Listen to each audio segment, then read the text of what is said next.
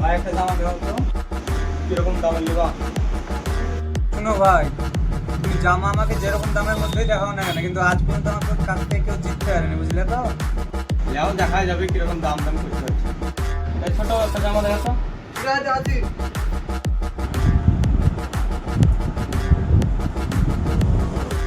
জামাটা তো ভালোই লাগছে, দেও প্যাক করে দাও।